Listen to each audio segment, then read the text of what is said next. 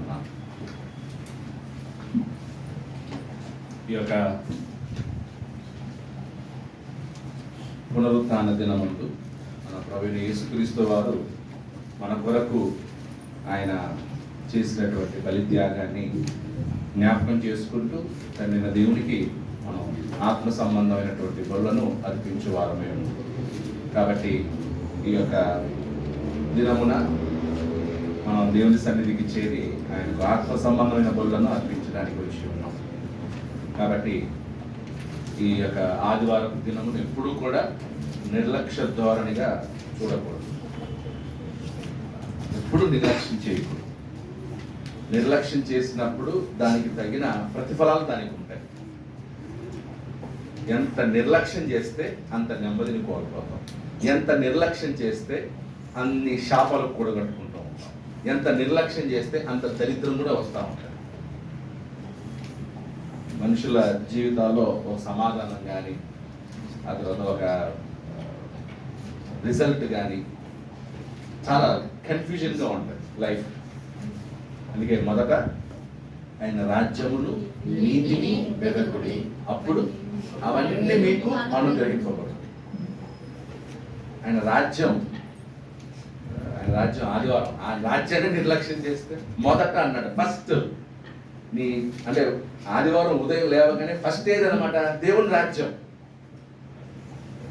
First లేవగానే దేవుని రాజ్యం, దానికోసం ప్రిపరేషన్ అన్న స్పీడ్గా.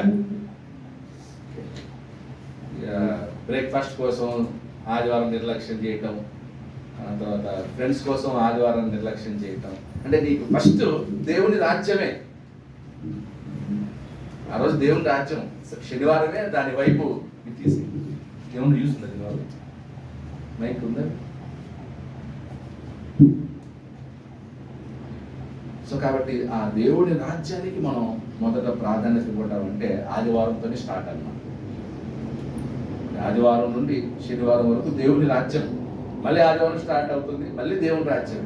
సో కాబట్టి మొదటి ప్రాధాన్యత ఎప్పుడైతే మన జీవితాల్లో ఆ దేవుని రాజ్యానికి ఇస్తామో, యేసు చెప్పాడు ఆయన రాజ్యాన్ని మొదట వెతుకుడి, నీతిని వెతకండి, అప్పుడు అవన్నీ మీకు అనుగ్రహించబడతాయి. కానీ మనం సండేస్ ఎందుకు రాలేదంటే దానికి కారణాలు వేరే ఏవేవో చెప్తా ఉంటాం. దేవుడు దాన్ని తగినట్లే ఉంటుంది. అందుకే నువ్వు ఏం విధితే అదే పోస్తావు. నువ్వు నిర్లక్ష్యాన్ని విధితే, నువ్వు దేవుని కార్యాన్ని నిర్లక్ష్యం చేస్తే దేవుడు నీ కార్యాన్ని నిర్లక్ష్యం చేస్తాడు. అంతే. ఇంకా ఎంత మొత్తుకున్నా, ఎంత ఇది చేసినా, ఎన్ని ప్రయాసాలు పడ్డా కూడా ఉండదు. సో కాబట్టి ఎప్పుడు కూడా ఆదివారమును నిర్లక్ష్యము చేయవు. ఆ రోజు ఆదివారం చేసుకుని కాబట్టి ఫ్లైట్లు కావాలంటే వెళ్ళు, ఎక్కడైనా వెళ్తున్నావా, ఫ్లైట్ వెళ్ళు, ఏముంది, డబ్బులు పోతే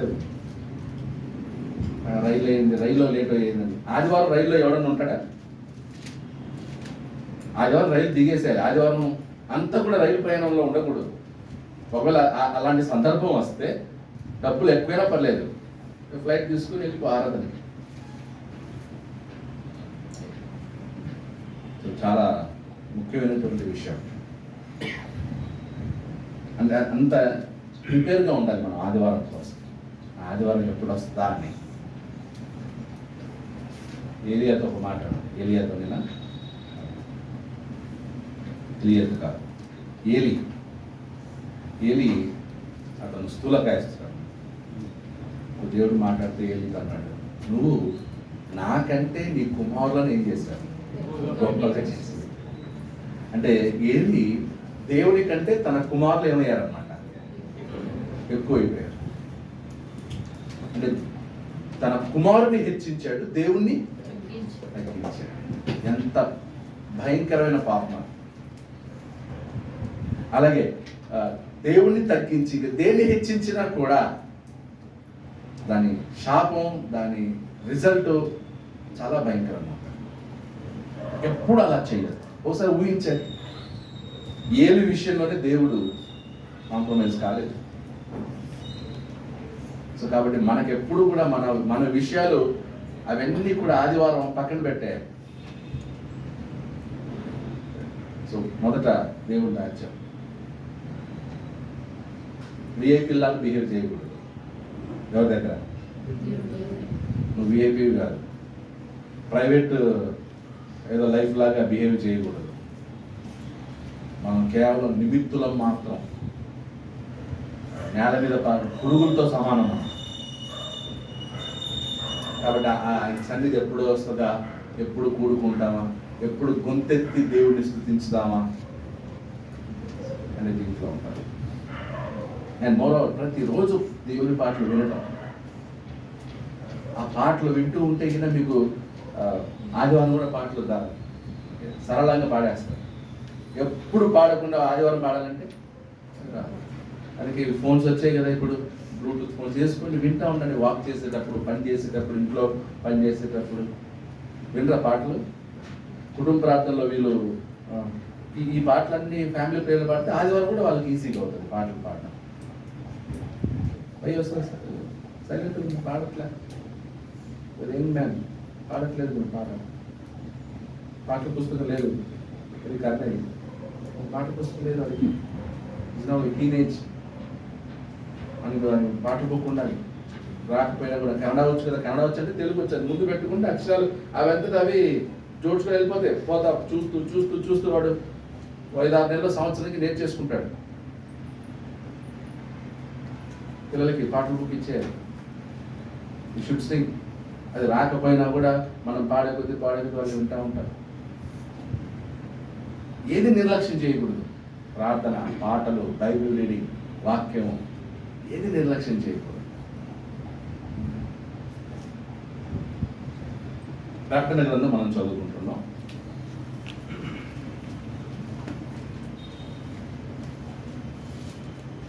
ప్రకటన 9వ అధ్యాయం 12 వరకు చదివారు.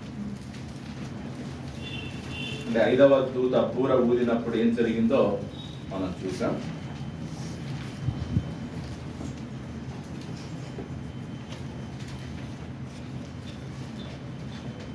ఐదవ దూత బూర ఊదినప్పుడు ఏం జరిగిందో మనం చూసాం. మొదటి శ్రమ గతించెను, ఇదిగో మరి 2 శ్రమలు ఇటు తర్వాత వచ్చును అన్నాడు. సో 5వ దూత బూర ఊదినప్పుడు ఈ మిడతల్ని దేవుడు రప్పించాడు. మిడతల ద్వారా కూడా వారికి తీర్పును ఇవ్వబోతున్నాడు. 6వ దూత బూర ఊదినప్పుడు ఏం జరిగిందో చూద్దాం. 13 నుండి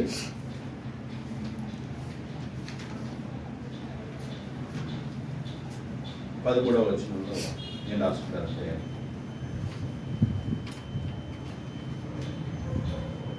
తొమ్మిదవ అధ్యాయం 13 నుండి 21 వరకు ఏం రాసుకుంటారంటే,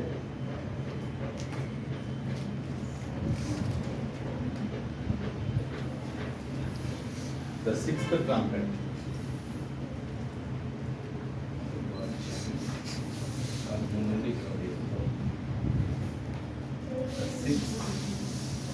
trumpet,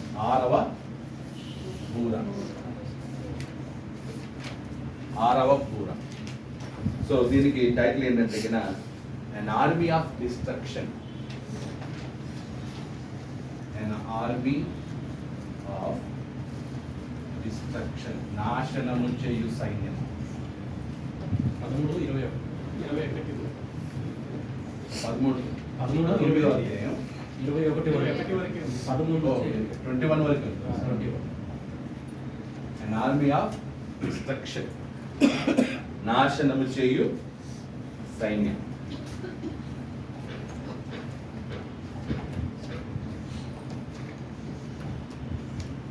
పదమూడు 14 కలిపి ఉంటాయి.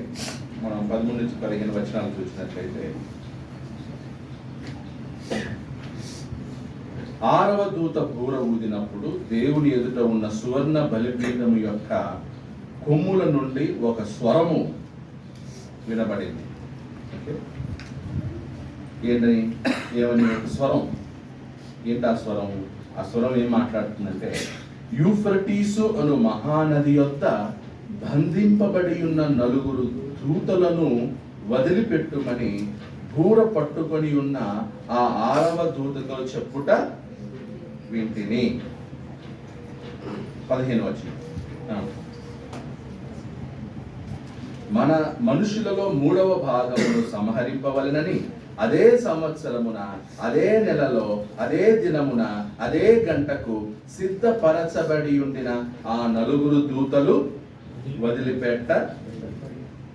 ఇక్కడ ఏం రాస్తుంటారంటే the angels and their mission. 9వ అధ్యాయం 13 నుండి 15 వచనం. The angels and their mission. The angels and their mission. దూతలు మరియు వాటి యొక్క పని. దూతలు మరియు వాటి యొక్క పని.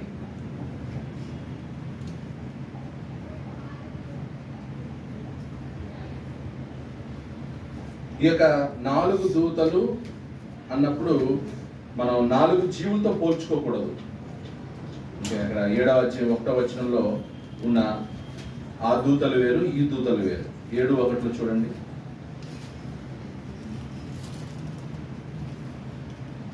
తర్వాత భూమి యొక్క 4 దిక్కులలో 4 దేవదూతలు నిలిచి ఉండి, భూమి మీద అయినను సముద్రం మీద అయినను ఏ చెట్టు మీద అయినను గాలి వీచకుండానట్లు భూమి యొక్క 4 దిక్కుల వాయువులను పట్టుకొని చూచితిని.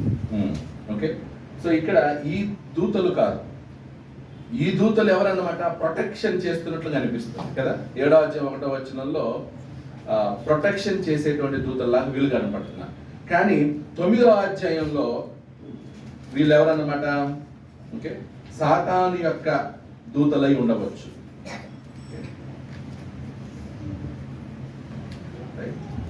తర్వాత సరే, ఇంకొంచెం ముందు చదవండి. రౌతుల సైన్యంలో లెక్క 20 కోట్లు, వారి లెక్క ఇంత అని నేను వింటిని. మరియు నాకు కలిగిన దర్శనమందు ఇలాగు చూచితిని, ఆ గుర్రములకును వాటి మీద కూర్చున్న వారికి నిప్పువలే. సో అక్కడ 15లో మనుషులలో 3వ భాగమును సంహరింపవలనని అదే సంవత్సరమున అదే నెలలో అదే దినమున అదే గంటకు సిద్ధపరచబడి ఉండిన ఆ 4 దూతలు వదిలిపెట్టబడిరి. సో ఆ 4 దూతలు 4 angels, okay, might be angels of Satan అని రాస్తాం. Okay, bad angels. 4 ఏంజల్స్, 4 దూతలు మైట్ బి బ్యాడ్ ఏంజల్స్.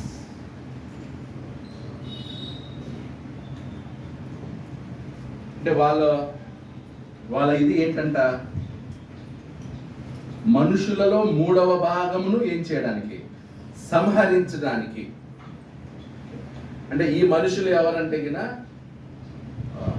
మంచివాళ్ళు. ఆ 4 దూతలు ఎవరంటే సాతాను పక్షంలో ఉండేటువంటి వాళ్ళు. ఈ సాతాను పక్షం ఉన్న 4 దూతలు మనుషుల యొక్క 3వ భాగాన్ని నాశనం చేయడానికి విడిచిపెట్టబడ్డారు. ఓకే, తర్వాత ఇక్కడ ఇంకొక ఇది కనిపిస్తుంది ఏంటంటే యూఫ్రటీస్ కనిపిస్తుంది కదా. ఎక్కడ ఇదంతా జరుగుతా ఉంది? యూఫ్రటీసు అను మహానది యొద్ద బంధింపబడి ఉన్న 4 దూతలను వదిలిపెట్టుమని పూర పట్టుకొని ఉన్న ఆ 6వ దూతతో చెప్పుట వింటిని. యూఫ్రటీసు అను మహానది యొద్ద బంధింపబడిన 4 దూతలు. సో ఈ 4 దూతలు కూడా ఎక్కడున్నారంట?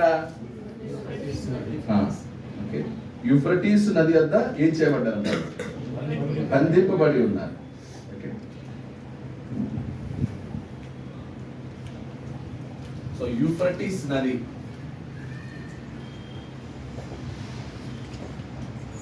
సో యూఫ్రటీస్ నది దగ్గర ఉన్న 4 దూతలు అన్నమాట. ఈ యూఫ్రటీస్ నది దగ్గర 4 దూతలు ఏం చేశారనమాట? బంధించబడ్డారు. కాబట్టి ఈ 4 దూతలు చెడ్డ దూతలు, సాతాను యొక్క దూతలని చెప్పడం జరుగుతూ ఉంది. ఎందుకంటే ఈ యూఫ్రటీస్ నది, ఓకే, యూఫ్రటీస్ నది వచ్చేసి ఓకే మంచిదానికి కాదు, ఓకే, చెడ్డదానికి. ఎందుకంటే యూఫ్రటీస్ నది దగ్గరనే అన్ని ప్రారంభమయ్యాయి. ఓకే, మొదటి హత్య ఎక్కడ స్టార్ట్ అయింది? యూఫ్రటీస్ నది దగ్గరనే స్టార్ట్ అయింది. ఒకసారి ఆదికాండం 2వ అధ్యాయం 10 నుంచి 14 చూడండి.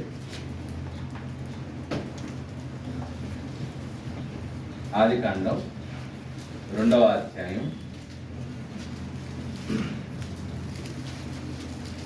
మరియు ఆ తోటను తడుపుటకు ఏదెనులో నుండి ఒక నది బయలుదేరి అక్కడ నుండి చీలిపోయి 4 శాఖలాయను. మొదటి దాని పేరు పీషోను. అది హవీలా దేశమంతటి చుట్టూ పాలుచున్నది. అక్కడ బంగారమును, ఆ దేశపు బంగారము శ్రేష్టమైనది. అక్కడ ఓడమును గోమైదికమును దొరుకును. రెండవ నది పేరు గీహోను. అది కూషు దేశమంతటి చుట్టూ పాలుచున్నది. మూడవ నది పేరు హిద్దెకెలు. అది అష్షూరు తూర్పు వైపున పాలుచున్నది. నాలుగవ నది యూఫ్రటీసు. మరియు దేవుడైన యెహోవా నరును తీసుకొని ఆ ఏదెను తోటను సేద్యపరచుటకును దాని కాచుటకును దానిలో ఉంచెను. ఓకే, 4వ నది, 3వ నది పేరు హిద్దెకెలు. అది అష్షూరు తూర్పు వైపున పారుచున్నది. 4వ నది యూఫ్రటీసు. ఓకే, మరియు దేవుడి యెహోవా నరుడు తీసుకుని ఏదేను తోటను సేదపరచిన దానిలో ఉంచెను. రైట్. సో కాబట్టి ఈ తూర్పు వైపు వెలుచున్న నది ఏదన్నమాట? యూఫ్రటీస్. ఓకే, సో ఈ యూఫ్రటీస్ ఓకే కనెక్టెడ్ విత్ అష్షూరు, బబులోను. ఈ యూఫ్రటీస్ నది దగ్గరనే అష్షూరు, బబులోను రాజ్యాలు ఏమయ్యాయి అన్నమాట. నాగరికత అక్కడి నుంచే అవి ప్రారంభమయ్యాయి. 4వ అధ్యాయం 16 వచనం చూడండి.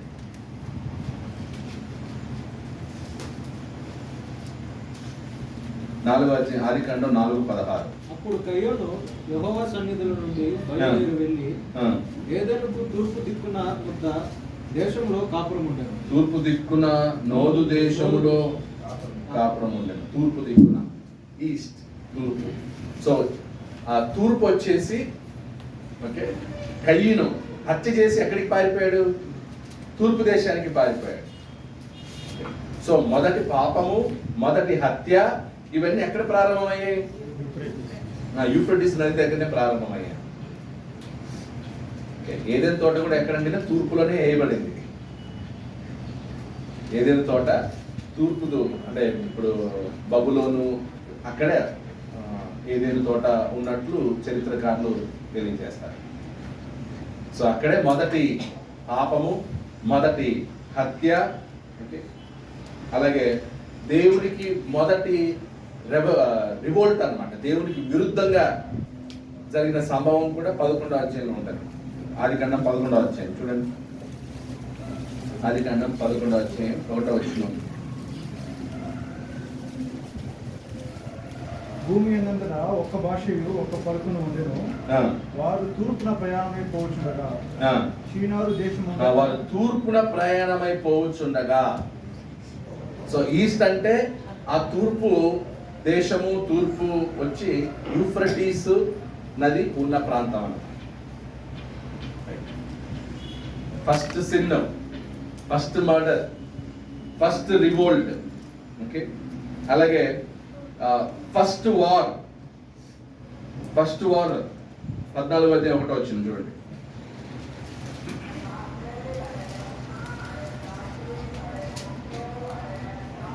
14వ అధ్యాయం 1వ వచనంలో సీనారు రాజైన అమ్రాపేలు, ఎల్లాసరు రాజైన అరియాకు, ఏలాము రాజైన కుదర్లా యోమోరు, గోయూరుల రాజైన కిదాలు అని వారి దినములలో వారు సొదమ రాజైన బెరాతోను, గుమరా రాజైన మెషాతోను, అద్మా రాజైన షీనాబుతోను, షెబోయిల రాజైన షెమె బెరోతోను, సోయర్ను, వెలరాజుతోను యుద్ధము చేసి వీరందరూ ఉప్పు సముద్రమైన సిద్ధిములలో ఏకంగా కూడి 12 సంవత్సరములు కొదర్లా మోయరుకు లోపడి 13వ సంవత్సరమున తిరుగుబాటు చేసింది.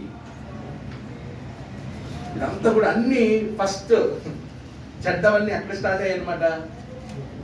యూఫ్రటీస్ దగ్గరనే స్టార్ట్ అయ్యాయి. ఆ తర్వాత యూఫ్రటీస్ ఏమని రాసుకున్నారన్నా, ద రివర్ యూఫ్రటీస్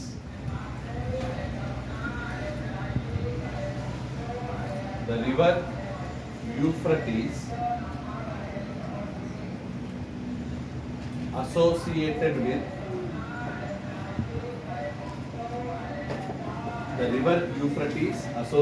with అంటే ఈ యూఫ్రటీస్ నదికి ఒక అనుసంధానం ఏంటంటే గిన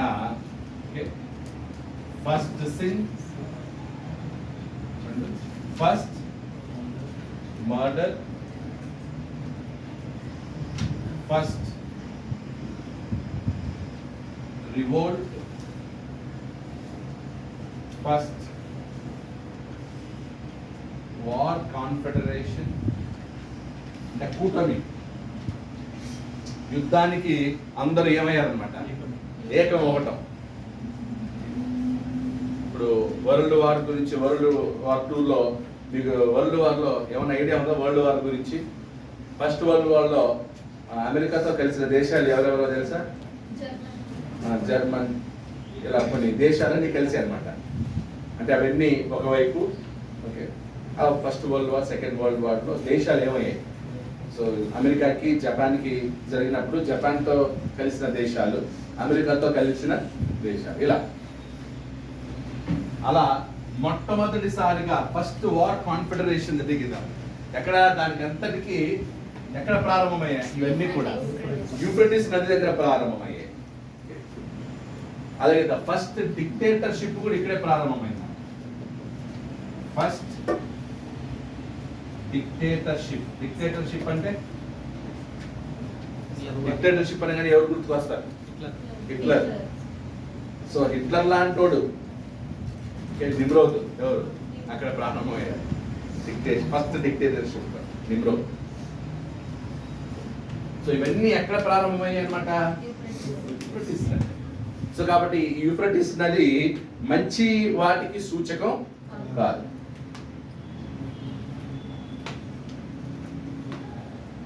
అలాగే ఈ యూఫ్రటీస్ నది boundary of the Roman empire. Also boundary of the Roman Empire, old Roman Empire, of the boundary of the old Roman Empire.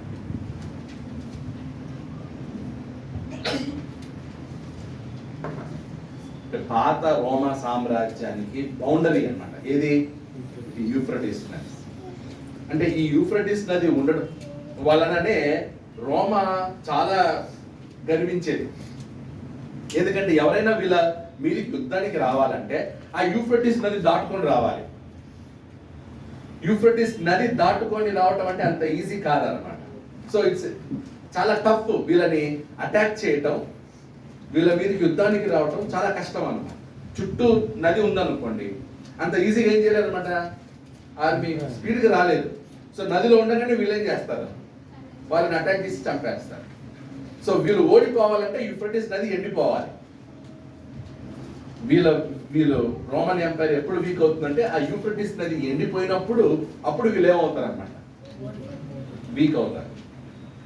నది చుట్టూ బౌండరీగా ఉంది యూఫ్రటీస్ నది, కాబట్టి వాళ్ళు ఎలా ఉన్నారు అనమాట, చాలా స్ట్రాంగ్ గా ఉన్నారు. అంత ఈజీగా ఏం చేయలేరు అనమాట. ఇప్పుడు మన ఇండియా కూడా చూడండి, సముద్రం ఎక్కడుందో అక్కడ మనం స్ట్రాంగ్ గా ఉన్నాం. అంటే యుద్ధాలు ఏం జరగవు. ఎందుకు? నీళ్ళ దగ్గర బార్డర్. ఇండియా కూడా ఏంటంటే చాలా వరకు వాటరే బార్డర్.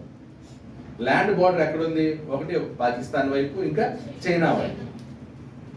అక్కడ ఎప్పుడు యుద్ధాలే. అక్కడ కూడా ఒకవేళ నదినో, పెద్ద నదినో లేదా సముద్రం ఉండింటే ఫర్ ఎగ్జాంపుల్ ఆస్ట్రేలియా ఉంది. ఆస్ట్రేలియా చుట్టూ ఏముంది? నీళ్లు. కాబట్టి ఎవరు వాళ్ళని ఏం చేయడం అంత ఈజీగా అటాక్ చేయరు. అలా ఈ రోమా చుట్టూ ఏముండదు అనమాట, యూఫ్రటీస్ నది ఉంది కాబట్టే వాళ్ళు గర్వించేవాళ్ళు. మా చుట్టూ మాకు నది ఉంది, మమ్మల్ని ఎవరు ఏమి. సో ఒక దేశం, ఒకటి చుట్టూ నది ఉన్న దేశము స్ట్రాంగ్ గా ఉంటది, కొండల మీద ఉన్న దేశం కూడా స్ట్రాంగ్ గా ఉంటుంది. ఎందుకంటే కొండలు ఈజీగా ఎక్కి పైకి రాలేరు అటాక్ చేయడానికి. అలాగే ఈ యూఫ్రటీస్ బబులోనికి కూడా సూచిక అన్నమాట.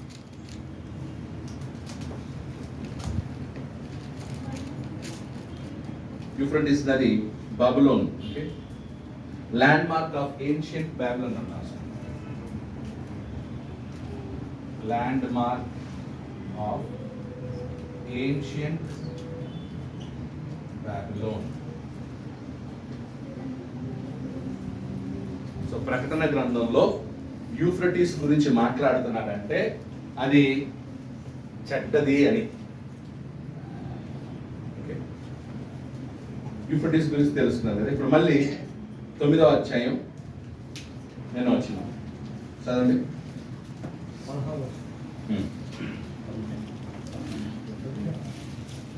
మనుషులలో 3వ భాగమును సంహరింపవాలని కాదు, 13లోనే యూఫ్రటీస్ అను మహానది యొద్ద బంధింపబడి ఉన్న 4 దూతలను.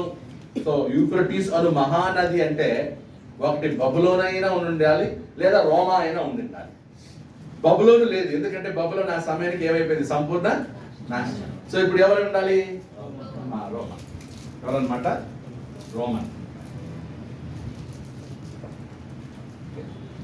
సో యూఫ్రటీస్ నది అనగానే ఎప్పుడు దేనికి అది సూచకం అన్నమాట, చెడుకి సూచకం. మొదటి పాపం ఎక్కడ స్టార్ట్ అయింది, యూఫ్రటీస్ నది దగ్గర. మొదటి హత్య యూఫ్రటీస్ నది దగ్గర. అన్ని అక్కడే ప్రారంభమయ్యాయి. నెక్స్ట్ 16 నుండి 19 చూద్దాం. ఆ దూతలు విడవ పెట్టబడ్డారు. అంటే దేవుడే పర్మిషన్ ఇచ్చాడు కాబట్టి ఆ 4 దూతలు రిలీజ్డ్. 16 నుంచి 19, 9వ అధ్యాయం 16 నుండి 19.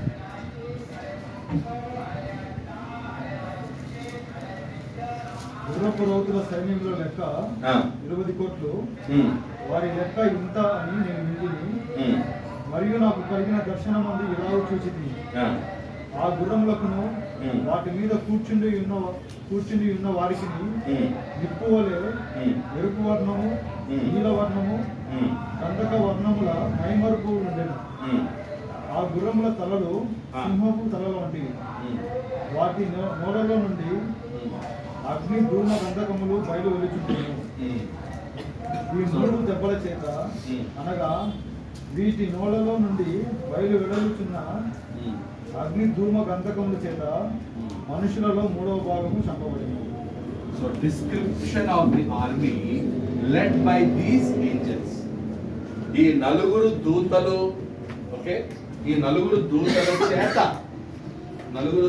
చేత ఓకే నడిపించబడుచున్నటువంటి ఆ సైన్యం ఎలా ఉందో వివరిస్తున్నాడు అన్నమాట. ఆ సైన్యం ఎలా ఉందా, ఎంతంట లెక్క, గుర్రపు రౌతుల సైన్యము లెక్క 20 కోట్లు.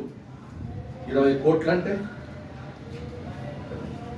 20 billion. 20 billion 200 billion. So 200 billion సైన్యం, 20 కోట్ల సైన్యం. మరియు నాకు కలిగిన దర్శనమందు ఇలాగ చూచితిని. ఆ గుర్రములకును వాటి మీద కూర్చుండి ఉన్న వారికి నిప్పు వలె ఎరుపు వర్ణము, నీల వర్ణము, గంధక వర్ణముల మైమరువు లుండెను.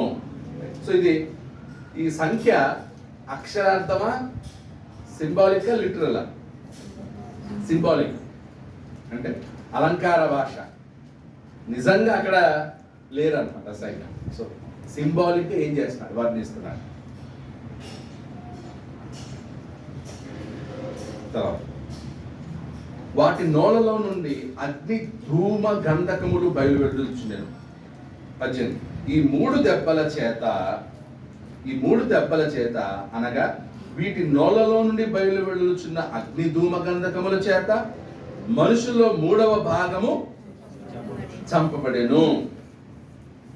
మనుషులో 3వ భాగము చంపబడెను. తర్వాత 19. ఆ గుర్రముల బలము వాటి నోళ్ళ యందును వాటి తోకల యందును ఉన్నది. ఎందుకనగా వాటి తోకలు పాముల వలె ఉండి తలలు కలిగినవైనందున వాటి చేత అవి హాని చేయదు. సో ఆ గుర్రముల యొక్క తోకలేమో పాముల వలె ఉన్నాయంట, తలలు కలిగి ఉన్నాయంట, వాటి చేత అవి హాని చేయును. సో ఇది ఆ చెడ్డ దూతలు భూమి మీద పడి మనుషుల మూడవ భాగాన్ని ఏం చేశారనమాట, నాశనం చేశారు. సో కాబట్టి ఈ నలుగురు దూతలు ఎవరన్నమాట, రోమా సామ్రాజ్యాన్ని ఏం చేస్తారన్నమాట, సూచిస్తూ ఉంది. 20 నుండి 21, 20-21. ఈ దెబ్బల చేత చావక మిగిలిన జనులు దెయ్యములను చూడను వినను నడువును శక్తి లేనివై బంగారు వెండి కంచు రాయి కర్రలతో చేయబడిన తమ హస్తకృతములైన విగ్రహములను పూజించకుండా విడిచిపెట్టినట్లు మారు మనసు పొందలేదు. మరియు తాము చేయుచున్న నరహత్యలను మాయ మంత్రములను జార చోరత్వములను చేయకుండానట్లు వారు మారు మనసు పొందినవారు కారు. సో ఇక్కడ 9వ అధ్యాయం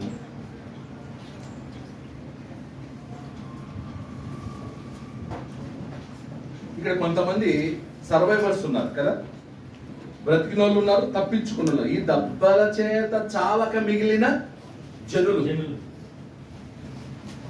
ఈ దెబ్బల చేత చావక మిగిలిన జనులు అంటే ఈ నలుగురు దూతలు 20 కోట్ల సైన్యాన్ని ఏం చేశారు, నడిపించారు. వాళ్ళు వచ్చి 3వ భాగం మీద పడ్డారు, అనేక మంది చచ్చిపోయారు. కానీ కొంతమంది ఏమయ్యారంట, బతికారు. ఆ బతికిన వారు రిపెంట్ అవ్వాలి, మారు మనసు పొందాలి. కానీ ఏం చేయలేదంట, మారు మనసు పొందలేదు.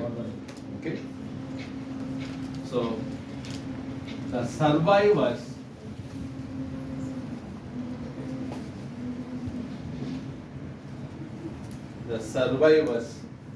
failed to repent. The survivors failed to repent.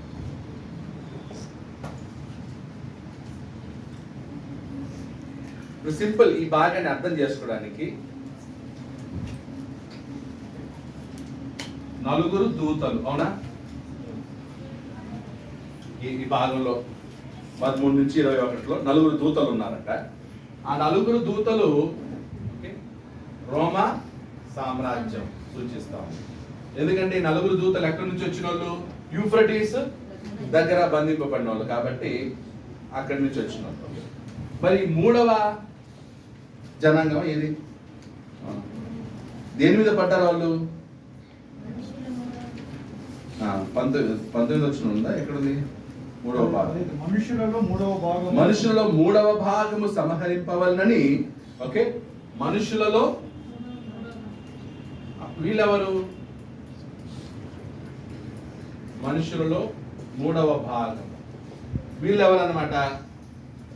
అవిశ్వాసులైన యూదులు, అన్ఫెయిత్ఫుల్ జ్యూస్. అండ్ ఇప్పుడు తీర్పు ఎవరికి? దేవుడు ఎవరికి తీర్పు ఇవ్వబోతున్నాడు? అవిశ్వాసులైన యూదుల్ని తీర్పు తీర్చబోతున్నాడు. పనిష్మెంట్ వాళ్ళకి.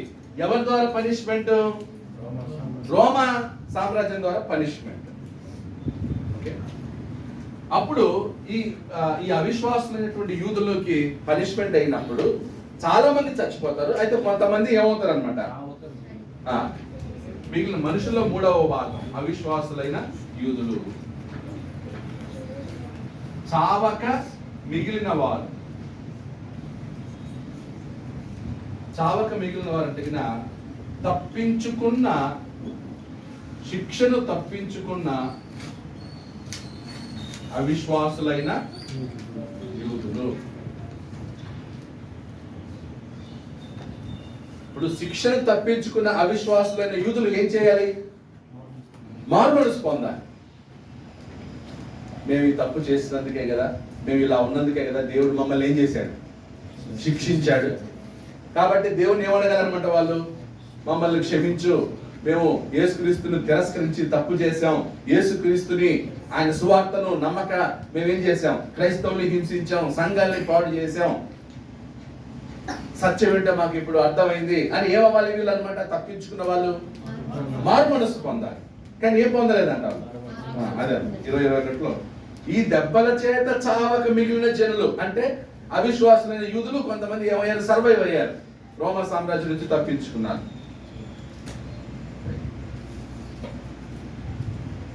జనులు దయ్యములను చూడను వినను నడవలేని శక్తి లేనివై బంగారు వెండి కంచురాయి కర్రలతో చేయబడిన తమ హస్తకృతములైన విగ్రహములను పూజింపకుండా విడిచిపెట్టినట్లు వాళ్ళు ఏం పొందలేదంట. అంటే వాళ్ళు ఏం చేసి ఉండాలి? విగ్రహాల్ని విడిచిపెట్టి ఉండాలి, నిజదేవుడు ఎవరో తెలుసుకొని ఉండాలి, సత్యం ఏంటో తెలుసుకొని ఉండాలి. కానీ వాళ్ళు ఏమవ్వలేదంట? మారు మనస్సు పొందలేదు. మరియు తాము చేర్చున్న నరహత్యలను మాయమంత్రములను జార చోరత్వములను చేయకుండునట్లు వారు మారు మనస్సు పొందిన వారు కారు. అంటే ఎంత శిక్ష పడినా ఈ మాయతంత్రాలు ఇవేవి కూడా ఏం చేయట్లేదంట. మన క్రైస్తవులు కూడా క్రైస్తవులైనప్పటికీ కూడా ఇవన్నీ ప్రాక్టీస్ చేసే వాళ్ళు ఇంకా ఉన్నారు. క్రైస్తవులైనా ఇంకా ఓకే జ్యోతిష్యం, క్రైస్తవులైనా ఇంకా ఎవరి మీద నా పగు ఉంటే నా వెళ్ళి జ్యోతిష్యాన్ని నమ్మే వాళ్ళు ఎక్కువ ఉన్నది క్రైస్తవులు. ఇంకా హిందూ ఆచారాన్ని నమ్మే వాళ్ళు ఇంకా ఎక్కువ ఉన్నారు. పేరుకు మాత్రమే క్రిస్టియన్స్. మీరు విలేజ్లోకి వెళ్తే అవి ఎక్కువ కనపడతాయి, ఎక్కువ కనిపిస్తాయి. ముహూర్తాలు చూడటం. మొన్న పెళ్ళికి వెళ్ళాను, పెళ్లిలో క్రిస్టియన్ పెళ్లి జరుగుతుంది, హిందువుల పెళ్లి జరుగుతుంది. ఈరోజు అంటే కదా లేదు, బాపునలు ఫస్ట్ వాళ్ళు బాపునల్ని డేట్ అడిగి ఆ తర్వాత ప్రీచర్కి వచ్చి చెప్తారంట మేము ఈ డేట్ ఫిక్స్ చేసుకున్నాం పెళ్లి చేయడం. ముందు ప్రీచర్ దగ్గర కదా అడగాల్సింది. సో బాపునల్ని అడిగి బాపునలు చెప్పిన డేట్కి పెళ్లిని ఫిక్స్ చేసుకుంటున్నాం. ఇంకా క్రిస్టియన్లో జరుగుతూ ఉంది, ఆంధ్రాలో ఎక్కువ జరుగుతూ ఉంది. క్రైస్తవుడు అయిన తర్వాత మళ్ళీ నీకు ఈ మాయా మంత్రాలు వీటితో ఏం పని అసలు? చాలా దారుణం. అంటే బోధకులు కూడా వీటిని నేర్పించట్లేదు. బాపులోడు ఇచ్చిన చీటి తీసుకెళ్ళి పాస్టర్కి ఇస్తాడంట, పాస్టర్ ఆమోదిస్తాడంట. అంటే పాస్టర్ అడుగుతాడంట ఏమని? బాపులోడు పెట్టిన డేట్ అప్పుడైతే చేస్తాం.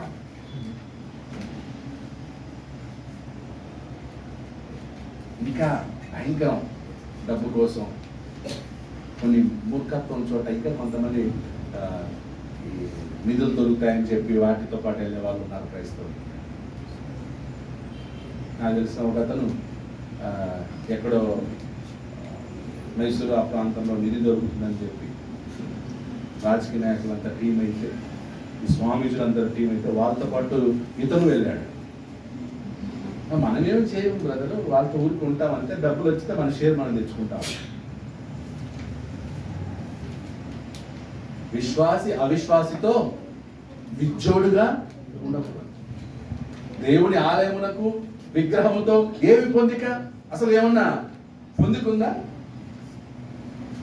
క్రైస్తవులు ఎప్పుడు కూడా వాటి మీద ఏం చేయకూడదు అన్నమాట.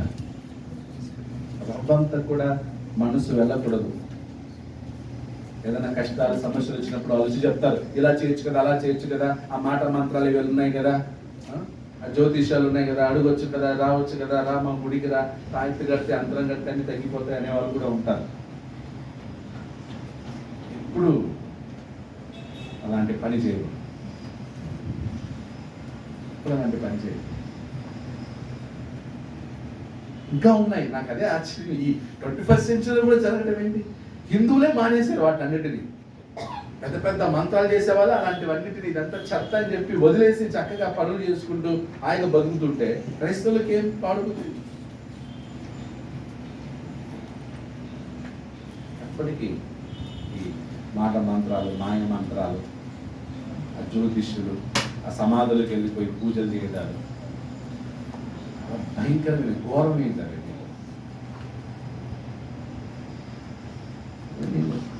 హిందువులు ముస్లిమ్స్ సమాధులకి వెళ్ళి డెకరేషన్ చేస్తారు, క్రైస్తవులు కూడా పోయి సమాధుల దగ్గరికి వెళ్ళిపోయి మేమేం లేదండి మిక్చర్ పెప్సీలు తాగేసి వస్తాం. ఏది సమాధి దగ్గరికి పోయి ఆడ ఆ సమాధి చుట్టూ చచ్చిపోయిన సమాధి చుట్టూ తిరిగి ఆడ కూర్చొని ప్రార్థన చేసుకొని, ఎక్కడి నుంచి వచ్చింది ఆచారం?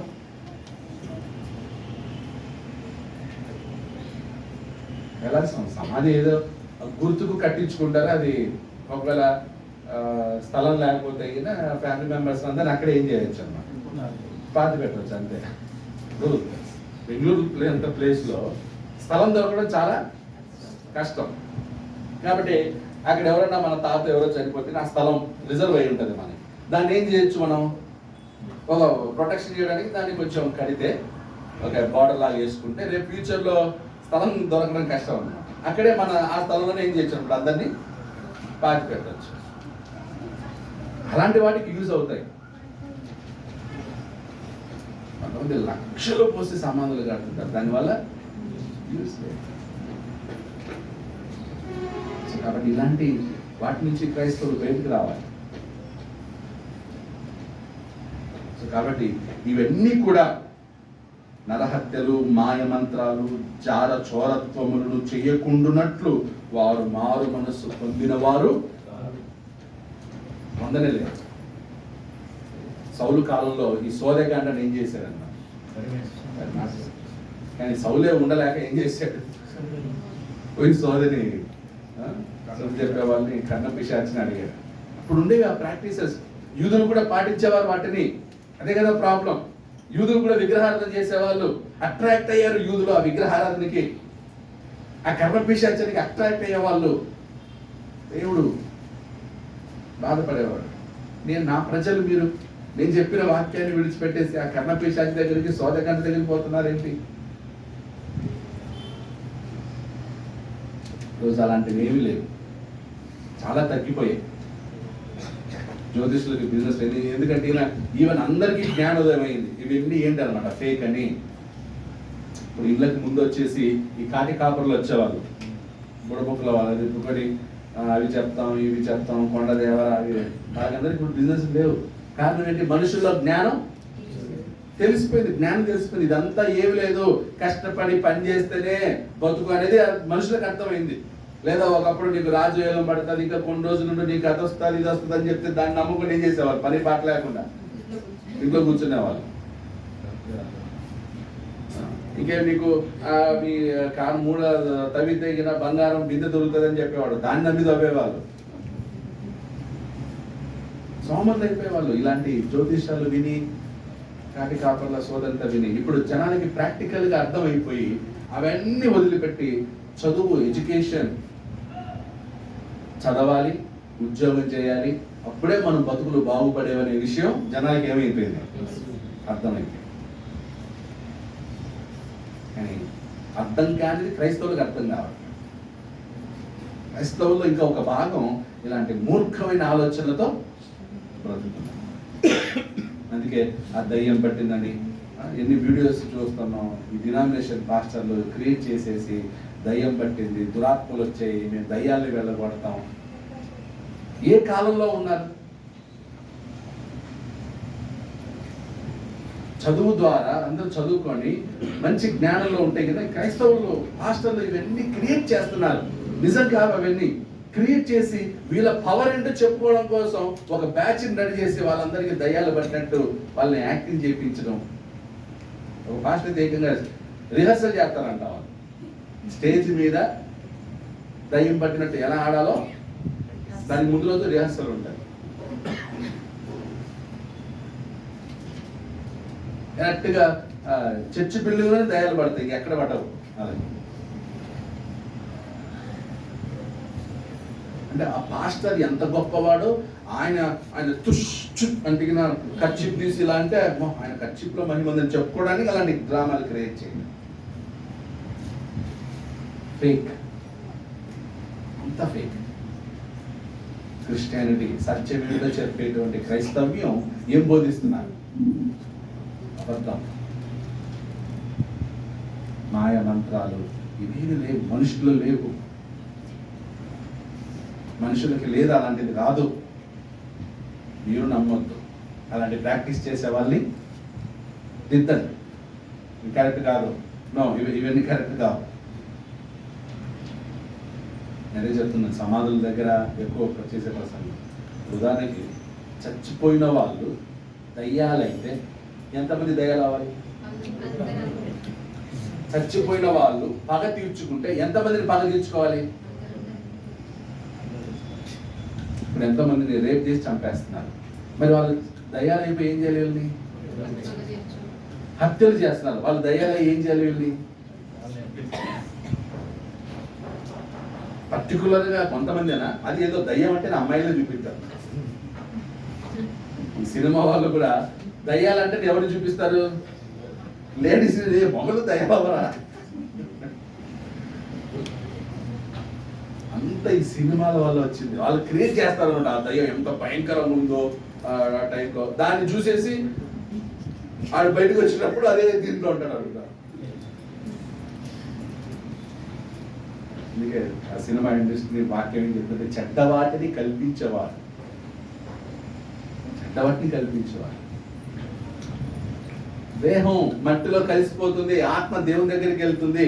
ఆ చనిపోయినటువంటి ఆత్మకి భూమి మీద ఎటువంటి సంబంధం లేదు, కనెక్షన్ లేదు. ఒకసారి చూడండి, ప్రసంగిలో ఉంటుంది. నేను ఎప్పుడు అంటే మిగతా సంఘాలకి ఈ వాక్యం చెప్తుంటాను, కేరళకి ఎప్పుడు రాలే ఈ అవకాశం. అంటే ఏంటి, ఇంకా ఎప్పుడు అలాంటి సందర్భాలు ఎదురు కాలేదు. దేవునికి స్తోత్రం. 10 సంవత్సరాల నుంచి అందరం సజీవుల్లో ఉన్నాం కాబట్టి అవకాశం రాలేదు. కీర్తనలు, సామెతలు, ప్రసంగి 9వ అధ్యాయం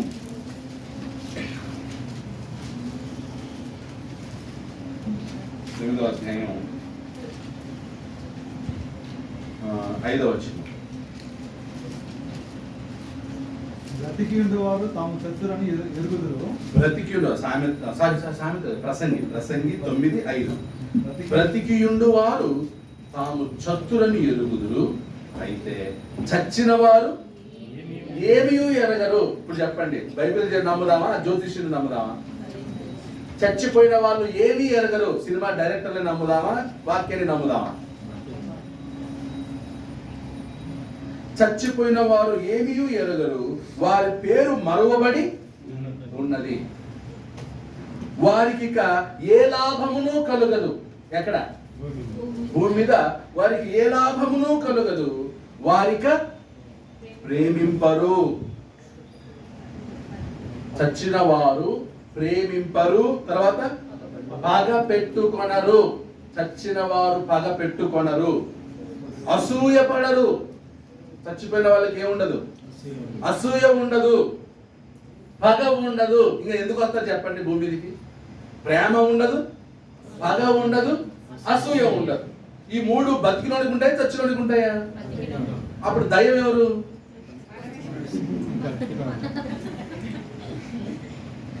ఈ 3 మనుషులకు ఉన్నాయా? చనిపోయిన వాళ్ళకి ఉండవంట. కానీ సినిమా వాళ్ళందరూ చూపించేది పగ. చచ్చిపోయినకు ఉన్నట్టు చూపిస్తాడు, కానీ బతుకున్నోడుకున్నంత పగ చచ్చిపోయినలోకి ఉండదు. పగ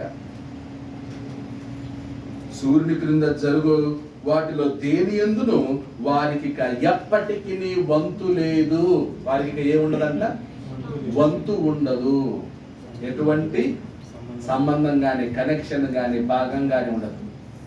చచ్చిపోయిన వాడి పేరు మీద ఓటేస్తే లీగలా? ఇల్లీగల్. ఇన్సూరెన్స్ క్లెయిమ్ చేయాలంటేనే వాడు నిజంగా చచ్చాడా లేదని వచ్చి ఏం చేస్తారనమాట, చెక్ చేసి డాక్టర్ సర్టిఫికేట్ ఇస్తే అప్పుడు ఇన్సూరెన్స్ క్లెయిమ్ చేస్తారు. కాబట్టి చనిపోయినటువంటి వాళ్ళ విషయంలో భయపడు. కొంతమంది చచ్చిపోయిన వాళ్ళ ఇంటికి పోయి రావడానికి భయపడతారు. శవం ఇంటికి పోయి వస్తే ఆ ఆత్మ మనల్ని పట్టుకుని వస్తుంది, వెనకమ్మటి వస్తుంది అన్నారు. వెనకమ్మ చచ్చిపోయిన వాళ్ళ ఇంటికి వెళ్ళి భోజనం చేసి వస్తే ఏమో దయ్యం వస్తుందేమో. వాడికి వేరే పని లేదు పాప చచ్చిపోయిన వాడికి. భయంతో బతికేస్తాం. చనిపోయిన వాళ్ళు ఎక్కడికి వెళ్తారు? దేవుని దగ్గరికి. ఆత్మ ఎక్కడి నుండి అయితే వచ్చింది అక్కడికి వెళ్ళడు. మన్నైనది వెనుకటి వల్లనే మరలా ఆత్మ దేవుని దగ్గరికి వెళ్తుంది. కాబట్టి ఆ ఆత్మకి నిద్రలో ఉంటారు వాళ్ళు, అంతే. ఇప్పుడు మనం రాత్రి నిద్రపోయాం, నిద్రలో ఏం జరిగిందో తెలిసిందా మనకు? అలా ఉంటుంది వాళ్ళ పరిస్థితి, చనిపోయిన వాళ్ళ పరిస్థితి. కాబట్టి వాళ్ళు ప్రేమ, అయ్యో మా ప్రేమతో వాళ్ళు తిరిగి రారు, పగతో తిరిగి రారు, అసూయతో తిరిగి రారు. యేసుక్రీస్తు 2వ రాకడలో అప్పుడు వాళ్ళకు తెల్లవారుతారు. చనిపోయిన వాళ్ళందరూ ఎలా అంటే రాత్రి నిద్రపోయినట్లు ఉంటారు. వాళ్ళకి మెలుకు వచ్చేది ఎప్పుడు అనమాట? యేసుక్రీస్తు దగ్గర రెండవ రాకడ. సౌండ్, ఆ దూత బూర వేయగానే అప్పుడు వాళ్ళు లేస్తారు. వేయగానే వాళ్ళకి కనపడేది యేసుక్రీస్తే కనపడదు. మనం చచ్చిపోయామా, యేసుక్రీస్తుని చూస్తున్నాం. అప్పుడు రియలైజ్ అవుతారన్నమాట వాళ్ళు. అప్పటి వరకు వాళ్ళు విశ్రాంతిలో ఉంటారు. ఎందుకంటే వాళ్ళకి రాత్రి పగలు అనేది తెలియదు, రోజులు తెలియవు, సంవత్సరాలు తెలియవు. అక్కడ ఉండదు, క్యాలెండర్ ఉండదు. మనం అనుకుంటున్నాం భూమి నుంచి ఎన్ని సంవత్సరాల నుంచి ఉన్నాయో ఆత్మలు అనుకుంటున్నాం. సంవత్సరం కాదు, వాళ్ళకి ఒక రాత్రి అంతే. ఇంకా వాళ్ళకి తెల్లవారలేదు. యాక్చువల్లీ మనకి ఎన్ని తెల్లవారులు ఉన్నా, సంవత్సరం ఉన్నా, వాళ్ళకి మాత్రం ఒక రాత్రితో సమానమే అవి. యేసుక్రీస్తు వచ్చినప్పుడు వాళ్ళు ఏంటన్నమాట. కాబట్టి కొంతమంది భయపడతారు, దయ్యాలు ఉన్నాయి, అవి ఉన్నాయి, ఇంటికి ఏదో వచ్చి పట్టింది కాబట్టి ఇవి కట్టుకో అని చెప్పేసి కొబ్బరికాయ పెట్టి, నిమ్మకాయ పెట్టి, బట్ట అంతా కట్టి, చాలా పల్లెటూళ్ళకి వెళ్తే మీకు కనిపిస్తాయి అవన్నీ. ఏ సిటీలో ఎందుకు ఉండవు? దయ్యాలకి సిటీలోనేనా, పల్లెటూరులోనేనా? సిటీలో పని ఉండదా? సిటీలో ఏంటంటే ఎడ్యుకేషన్, జ్ఞానోదయం వచ్చింది, తెలివి వచ్చింది. పల్లెటూరులో ఇంకా అదే భయంతో బతుకుతారు. ఎందుకంటే చీకటి ఉంటుంది, ఆ భయం, ఎడ్యుకేషన్ లేక దాన్ని క్యాష్ చేసుకునే వాళ్ళు ఉన్నారు. ఇప్పుడు వాటి సంఖ్య కూడా తగ్గిపోయింది. కాబట్టి ఈరోజు మనుషులందరూ ఈ మూర్ఖత్వం నుంచి బయటికి రావాలి, ఈ మూర్ఖత్వం నుంచి మారు మనసు పొందాలి, ఈ అసూయ నుంచి మారు మనసు పొందాలి, పగ నుంచి మారు మనసు పొందాలి. యూదులకి యేసుక్రీస్తు అంటే అసూయ, యూదులకి యేసుక్రీస్తు అంటే పగ.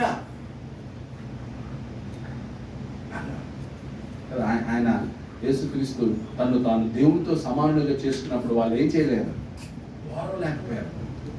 ఆయన అద్భుతాలు చేస్తుంటే, సూచక్రియలు చేస్తుంటే, చచ్చిపోయిన వారిని లేపుతుంటే వాళ్ళు ఏం చేశారు? అసూయపడి ఆయన మీద ఎప్పుడు సమయం దొరుకుతుందా ఆయనను చంపుదామని ఏం చేశారు? ఆలోచన చేస్తారు. పౌలుని కూడా ఏ ఊరికి వెళ్తే ఆ ఊరికి టీముగా వెళ్ళిపోయి పౌలుని హింసించడం, రాళ్ళతో కొట్టడం. అసూయ, కారణం అంటే అసూయ. ఈరోజు క్రైస్తవులందరూ ఆ పగ, అసూయ నుండి ఏం పొందాలి? మారు మనసు పొందాలి, మారు మనసు పొందాలి. ఈరోజు లేదా క్రైస్తవులు? నాకట్లేదు. క్రైస్తవుల అసూయ ఉందా? కుటుంబాల్లో అసూయ ఉందా? అన్నదమ్ముల మధ్య అసూయ ఉందా? అక్క చెల్ల మధ్య అసూయ ఉందా? అత్త కోడల మధ్య అసూయ ఉందా? అన్ని చోట్ల ఏముంది? అసూయ ఉంది, ఓర్వలేని తనం ఉంది. ఎప్పుడు క్రైస్తవ్యం దాంట్లో నుంచి ఏమవ్వాలన్నమాట? సువార్థికుల అసూయ ఉందా? మాట్లాడలేదు. ఒకవేళ ఇంకొకరికి అవకాశం ఇస్తే వాడెక్కడ నన్ను డామినేట్ చేస్తారనే భయం ఈ పాస్టర్లకి, సువార్థికులకి. అందుకే తాను తన తర్వాత తన కొడుకుని ప్రమోట్ చేస్తాడు. సంఘంలో మిగతా వాళ్ళు ఏం చేయరు.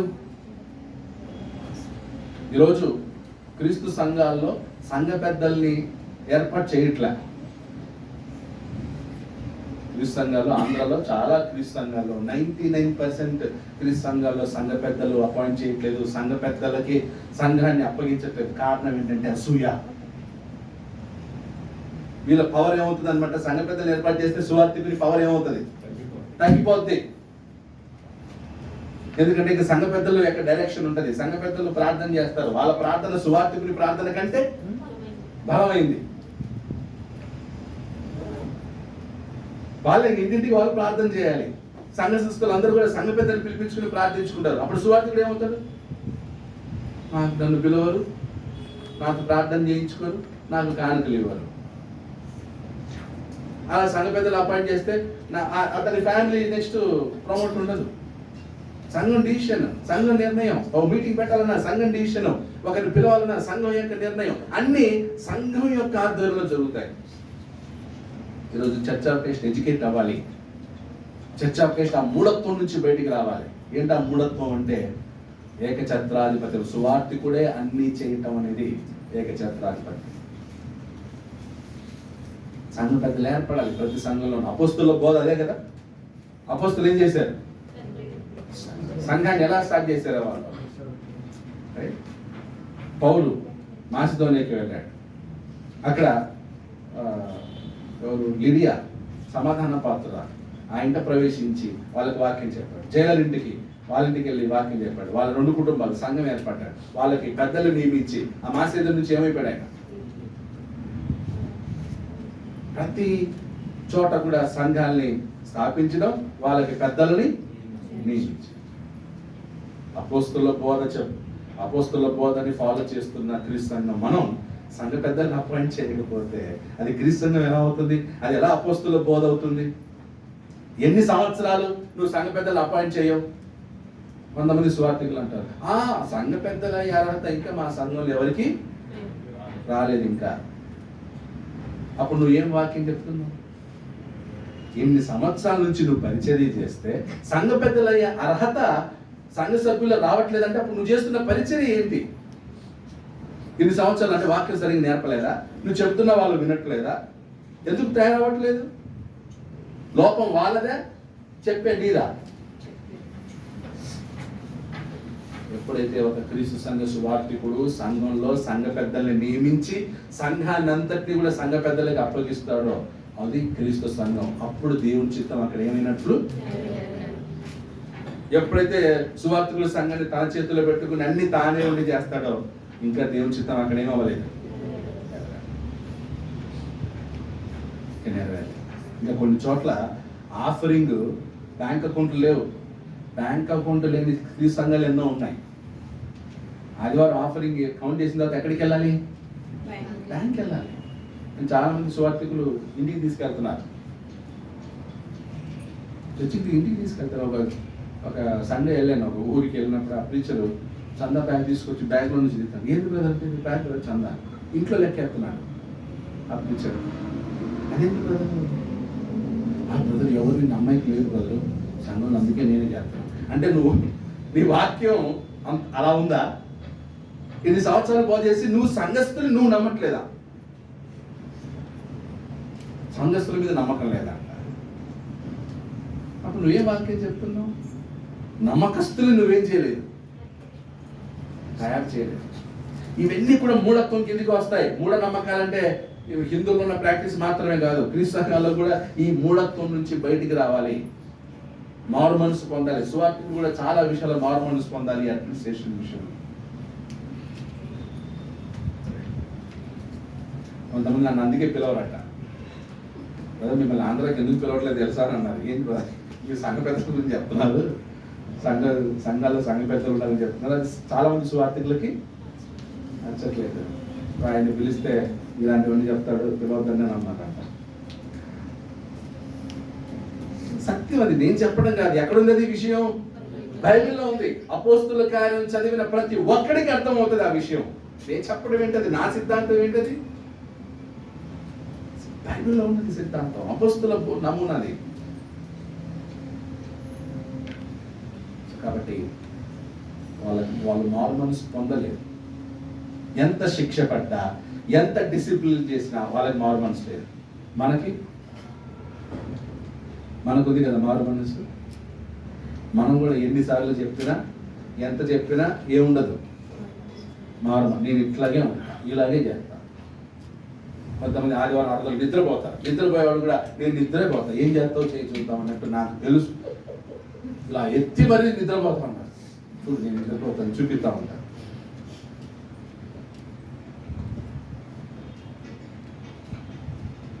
మారు మనసు లేని బ్రతుకులు, మారు మనసు లేని జీవితం.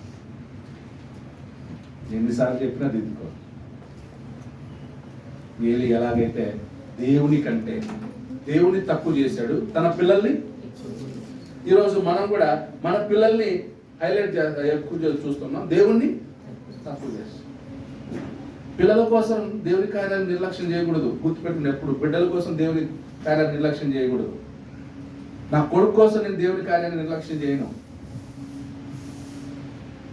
చేయకూడదు.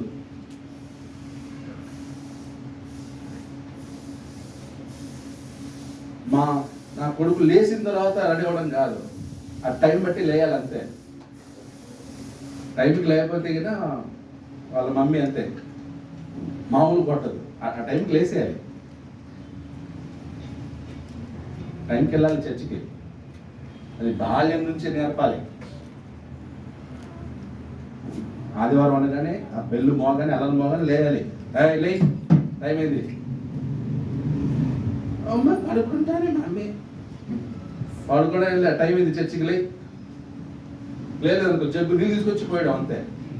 మాకు హాస్టల్లో వాడు ఉండేవాడు, లేదనుకో బకెట్ నీళ్ళు తీసుకొచ్చి కొట్టేవాడు మొత్తం అందరి పరుపత్తు తడిసిపోతే నాకేంటి, ఎండలు వేసుకో, టైంకి లేయాలి. ఆదివారం మాత్రం మా వాడను మామూలు ఉండేవాడు కాదు, ఆ కర్ర తీసుకొస్తాడు, 5:30కి లేయాలి, టక్ టక్ టక్ అని కొడతాడు. ఓపెన్ అవ్వాలి, అవ్వకపోతే మాత్రం బ్రేక్ఫాస్ట్ లేటుగా వచ్చేవాడికి టిఫిన్ ఉండదు ఆ రోజు కరెక్ట్. అంటే ఆదివారం అంత ఇంపార్టెన్స్. ఆ టైంకి 9 గంటలకు చర్చికి వెళ్ళాలి, 8కి మేము లైన్లో నిలబడాలి. అందరూ 8కి వస్తాడు, కర్ర తీసుకుని వస్తాడు. ఎవరైనా అప్పుడు వస్తారని ఒకటి పడుకుంటారు అనమాట, ఇంకొని వచ్చాము. శిస్తు అది నేర్పాలి. ఎవరు నేర్పుతారు? అది తల్లిదండ్రులు మనమే నేర్పాలి. ఆ టైం సెన్స్. స్కూల్కి ఎలాగ వెళ్తాం కదా, స్కూల్కి ఎంత మందికి రెడీ అవ్వండి స్కూల్కి? 8:30. లేట్ అవ్వనైనా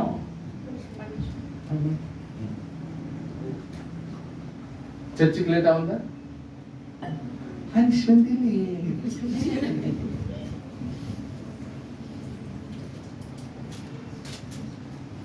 చేసుకోండి. మొదట నా రాజ్యమును నీతిని వెతుకుడి. ఆ వచనం పిల్లలకి బయట అవ్వాలి. సండే క్లాస్ చెప్పాలి అది. మీరు seek ye first the kingdom of God. మొదట ఆయన రాజ్యాన్ని సండే క్లాస్ తెలియాలి. పిల్లలు తల్లిదండ్రులతో ఫైట్ చేయాలి. ఏమని, మమ్మీ టైం అవుతుంది, సండే క్లాస్ టైం అవుతుంది, కమాన్ గెట్ అప్, నాకు టైం చేయి, రెడీ అవ్వు.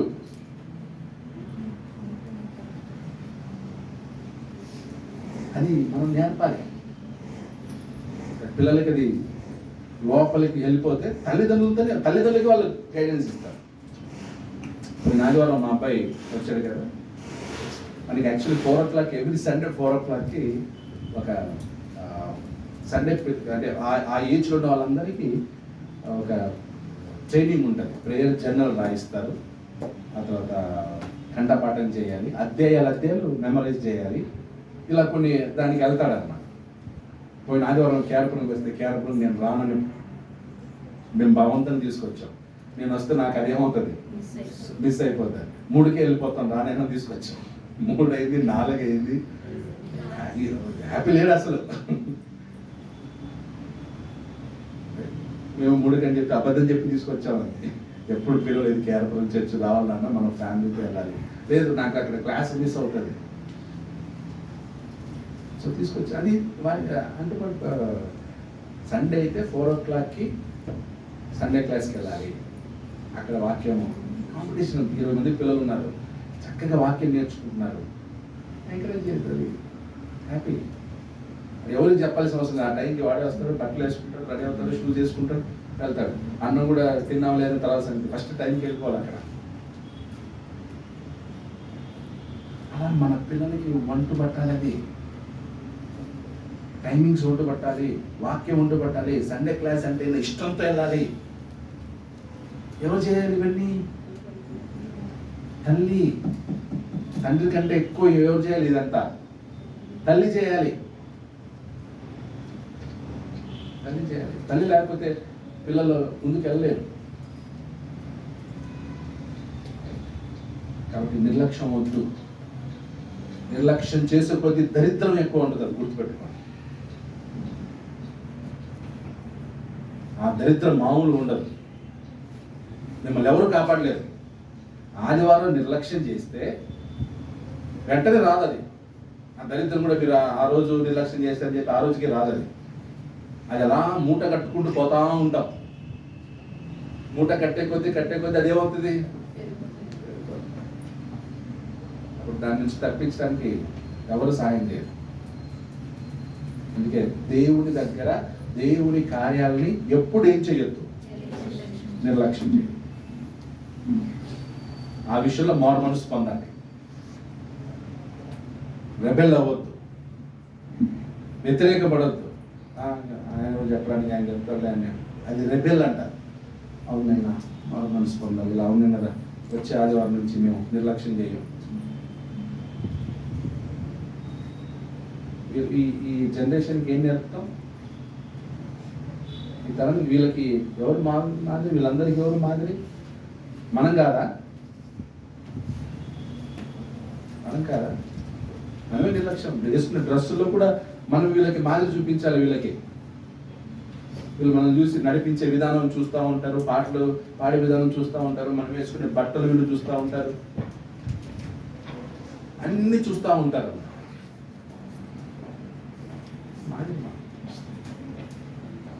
సో అలాగున వాళ్ళు మారు మనసు పొందలేదు. ఎంత శిక్షించినా, దేవుడు వారిని కాపాడినా తప్పించుకున్నారు. ఆ తీర్పును తప్పించుకున్నారు. మారు మనసు పొందుతారా అని దేవుడు ఏం చేశాడంట? ఎదురు చూశాడు, కానీ వాళ్ళు వచ్చేవారం 10వ అధ్యాయాన్ని స్టార్ట్ చేయాలి. సో ఇప్పుడు 2 అధ్యాయాలు అయిపోయినాయి. 9